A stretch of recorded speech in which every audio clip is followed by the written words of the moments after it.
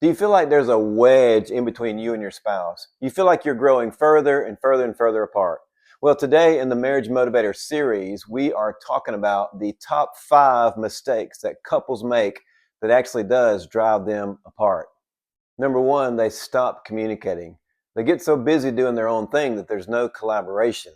And like Vanilla Ice says, you got to stop, collaborate, and listen. Anyway, we really do. We get very caught up in our own lives that sometimes we neglect each other and we fail to communicate. We fail to even talk to each other about our days. Number 2, they stop spending time together.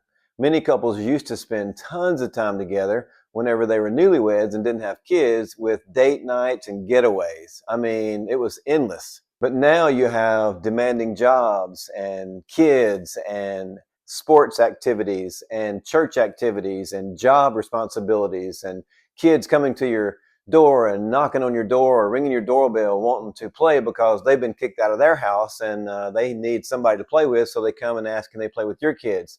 And then you have dogs and cats and their responsibilities and going to the park and all that jazz. Anyway, it can get exhausting because so many people are grabbing for your time, always, always. The third mistake that couples make that drives them apart is that they stop investing in their marriage.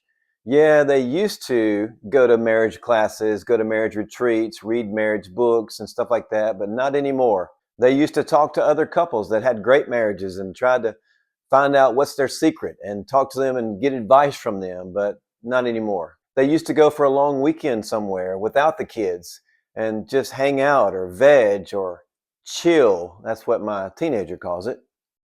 They used to be so interested in each other that they would ask them tons of questions about themselves or about how they grew up and how they were raised and what kind of experiences they had, and even delved into their personality traits and maybe even their spiritual giftedness and maybe even their love languages and stuff like that, but not anymore.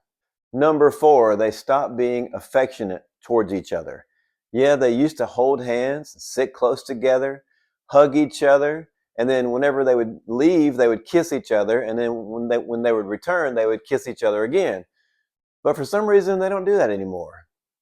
Now they barely touch each other and barely even notice each other.